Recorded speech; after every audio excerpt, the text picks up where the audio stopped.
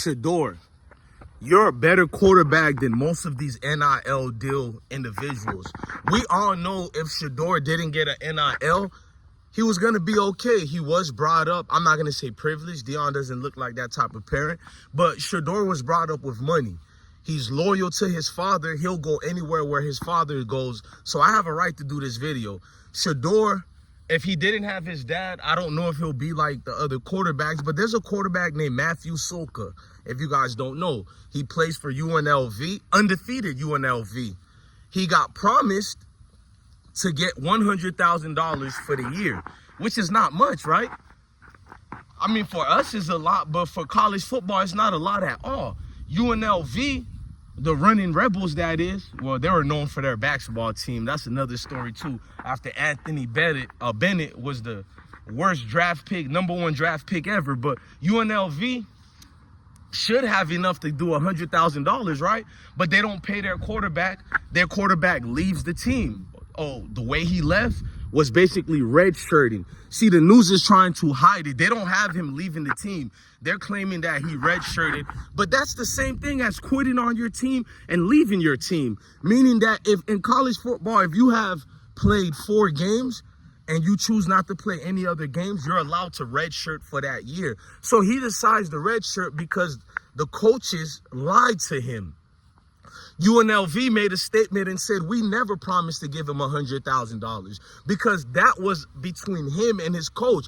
Deion Sanders doesn't do that to any of the recruits. He doesn't even like talking to any high school people who talks about NIL deals. Deion already said it. Everybody in the media, that's the main thing. Well, Deion is going to have to adapt to new changes in college football. He has to get acclimated. The same said so people are talking about college football is corrupted, college football is messed up. Paul Feinbaum, the main guy who criticized Deion Sanders about being cheap, about using transfer portals only, and he has reasons why he don't go to the feats of high school players. Deion never said to Paul Feinbaum or any of these scrub announcers and analysts that he doesn't want high school players. What's going on is Deion only wants to recruit high school players after the season, not during the season. He wants to go to your homes and know who your parents is to get a better response as far as to who your character is and who you really are. He doesn't care about the X's and O's like that because as we can see from college football or from a Cormani McLean, it doesn't matter if you're a 5-star or you're a Charlie Offerdahl. Can you be coached? That's what Deion is trying to see. So Paul Feinbaum goes on a rant that Deion Sanders is the only coach who hasn't had the ability to get high school players, which is a flat out lie. He gets so much transfers that he doesn't need a lot of high school players. He would love to get high school players, but Deion said because it's the new NIL deal and way of things, it gets in the way. But the same people who criticized him all off season, who said he didn't adapt, he didn't get in, and we know to get these high school players now is the NILs, right? We know because of Trevor Riley, they only had $6 million given to them in their fund for the NILs in 2 years. You barely could get dirt for $6 million in 2 years. That's $3 million a year. But you're gonna see some scrub in the comment section talking about it's a lie, but that has yet to be debunked where Trevor Riley told the world that Deion is not getting the proper help he needs in the NIL department. So don't listen to none of these scrubs in the comment sections. They can't back it up on how much Deion really got because they're trying to say he had more than $6 million. Don't listen to these losers.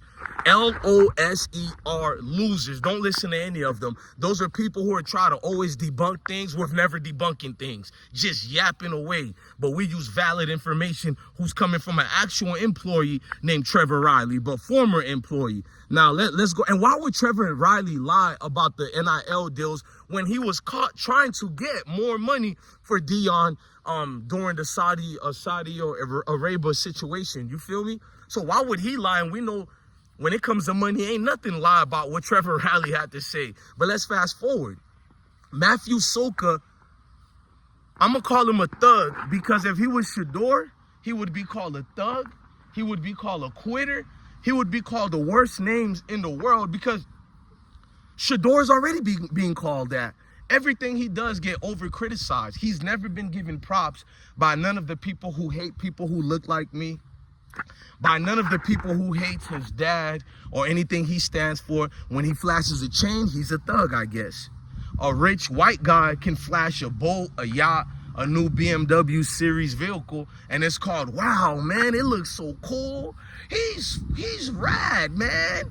But SHEDEUR flashes anything like that, he's not humble. It's funny how the humble word and the cocky word always get used for melanated brothers only. I've noticed that all through Instagram and any social media, it's just white guys flashing the amount of money they got, what they've bought for their money, and players included, and they get praised. They get talked about in a good light. But if we do anything 1% to that, we're flashy, we're thugs, we're anything but the child of God. You feel me? But Matthew Sluka gets protected by ESPN. They made it a NIL thing. They didn't look at it as, no, it was a selfish quarterback and a weak coach who lied to that said so quarterback. Because why don't you have UNLV coach faces plastered up everywhere? Because the spokespeople for Matthew Sluka have said they didn't do the deal with the school. They did the deal with the coach, believing that's with the school. Meaning the coach basically went to a situation with Matthew Sluka and promised them a certain amount of money and lied to him. Can you imagine how they're recruiting high school players over there? They're going in front of these people's houses and they're promising the kids in front of their parent, we'll give you 80,000, 100,000, 2 million, whatever the case may be, and they flip it from y'all. Just like Florida and Billy Napier, they lied to Rashada. That was the top quarterback in the nation a year and a half or 2 years ago. He was supposed to go to Florida, and because they promised him like, I think $8 million or $12 million to commit to Florida. When he got there, he committed everything already, but they lied to him. They backed out on the deal, and this was not a worldwide thing. They sweep all these type of news under the rug for one specific reason. Don't let that go over your head, because had that been Deion Sanders recanting on promised NIL deals, people would be asking him to get fired. People who don't even care about NILs will be like, Coach Prime is a liar. But now you see everybody getting together talking about the NIL deal as an issue. It wasn't an issue when Matt Rule used it to get Dylan Raiola.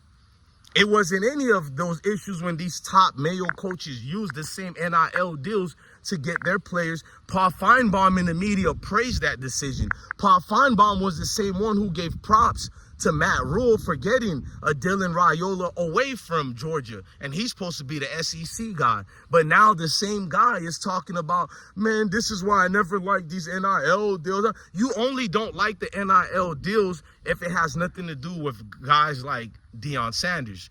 But when it has everything to do with the national scale of things, you're going to pretend you're against the NIL deals. Like I said, man, if SHEDEUR had did anything like that, he wasn't getting promised a certain amount of money, and he quits because ESPN are going to sweep it under the rug and say Matthew Sluka redshirted. But we all know him redshirting was quitting on the team. UNLV is undefeated. They're 3-0 or 4-0, I think. They just made the top 25. They have a 20% chance to make the playoffs. This is by the committee who said that. But yet all you see is people warping up their own opinionated views to make excuses for Matthew Sluka. Yes, that bothered me a lot. I'm dealing with a hurricane, so I couldn't talk about these updated stories. So just sitting back and you get to conduct an experience with people who flat out hate you for one reason. They have a different conversation when it comes to the real scale of things. Pay attention to that. A way different, far different conversation. Look, man, I'm DJ Bless, one of the best one. Just remember to love your family, love your kids, and stay blessed. Let me know in the comment sections while you're hitting that like button and subscribing how you feel about today's topic.